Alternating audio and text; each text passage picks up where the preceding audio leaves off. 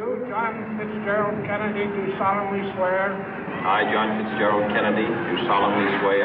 That you will faithfully execute the office of President of the United States. That I will faithfully execute the office of President of the United States. And will, to the best of your ability. And will, to the best of my ability. Preserve, protect, and defend the Constitution of the United States. Preserve, protect, and defend the Constitution of the United States. So help you God. So help me God.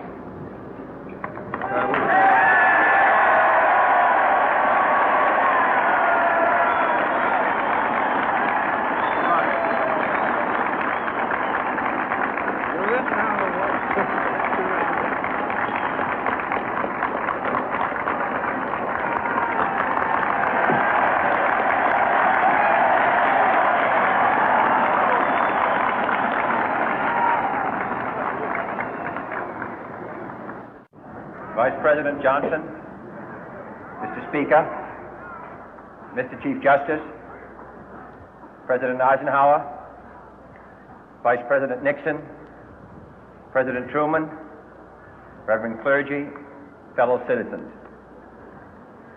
We observe today not a victory of party, but a celebration of freedom, symbolizing an end as well as a beginning, signifying renewal as well as change.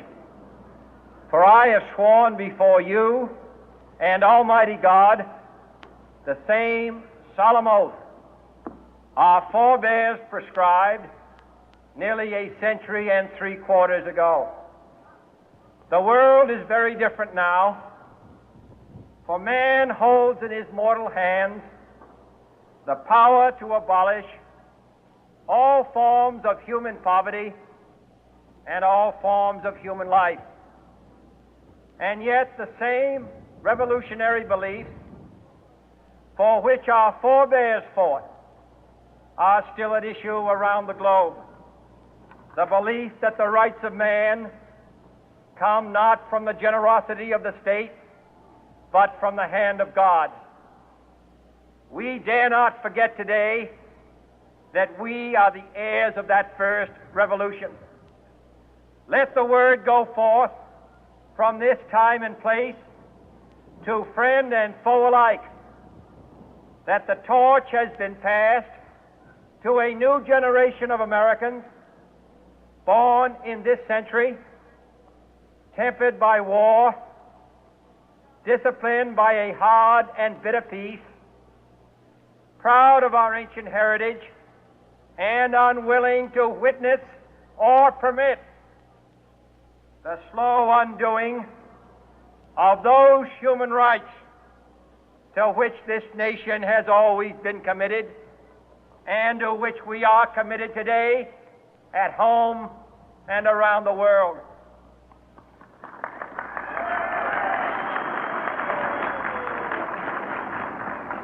Let every nation know, whether it wishes us well or ill, that we shall pay any price, bear any burden, meet any hardship, support any friend, oppose any foe to assure the survival and the success of liberty.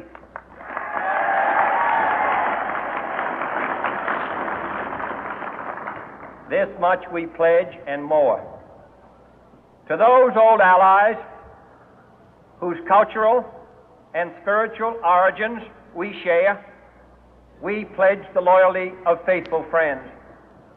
United, there is little we cannot do in a host of cooperative ventures. Divided, there is little we can do, for we dare not meet a powerful challenge at odds and split asunder. To those new states whom we welcome to the ranks of the free, we pledge our word that one form of colonial control shall not have passed away merely to be replaced by a far more iron tyranny. We shall not always expect to find them supporting our view, but we shall always hope to find them strongly supporting their own freedom, and to remember that in the past, those who foolishly sought power by riding the back of the tiger ended up inside.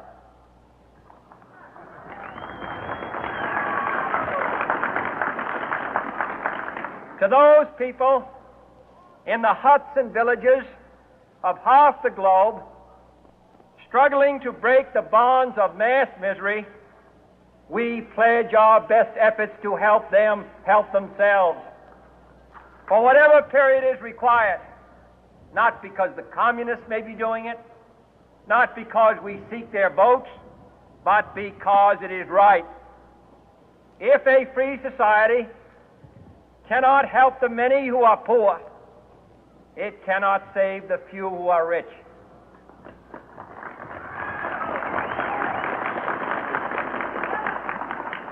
To our sister republics south of our border, we offer a special pledge to convert our good words into good deeds, in a new alliance for progress, to assist free men and free governments in casting off the chains of poverty. But this peaceful revolution of hope cannot become the prey of hostile powers. Let all our neighbors know that we shall join with them to oppose aggression or subversion anywhere in the Americas. And let every other power know that this hemisphere intends to remain the master of its own house.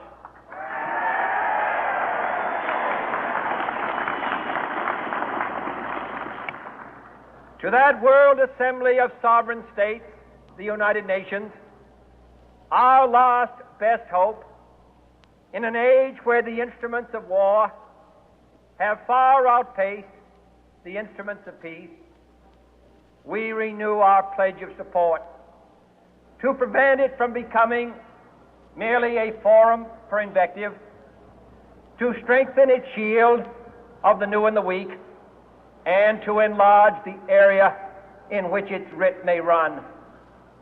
Finally, to those nations who would make themselves our adversary, we offer not a pledge, but a request that both sides begin anew the quest for peace.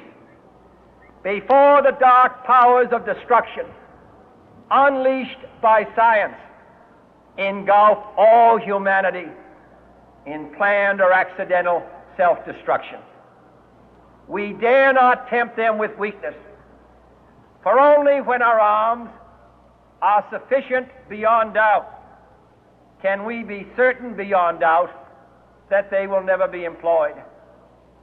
But neither can two great and powerful groups of nations take comfort from our present course, both sides overburdened by the cost of modern weapons, both rightly alarmed by the steady spread of the deadly atom, yet both racing to alter that uncertain balance of terror that stays the hand of mankind's final war. So let us begin anew, remembering on both sides that civility is not a sign of weakness, and sincerity is always subject to proof. Let us never negotiate out of fear, but let us never fear to negotiate.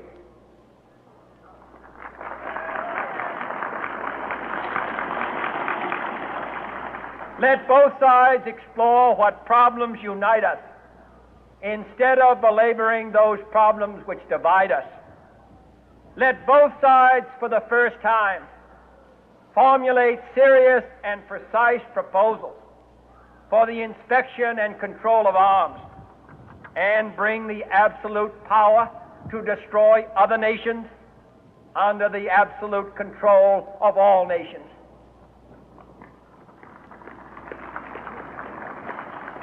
Let both sides seek to invoke the wonders of science instead of its terrors. Together, let us explore the stars, conquer the deserts, eradicate disease, tap the ocean depth, and encourage the arts and commerce. Let both sides unite to heed in all corners of the earth the command of Isaiah to undo the heavy burden and let the oppressed go free. And if a beachhead of cooperation may push back the jungle of suspicion, let both sides join in creating a new endeavor, not a new balance of power, but a new world of law, where the strong are just and the weak secure and the peace preserved. All this will not be finished in the first 100 days, nor will it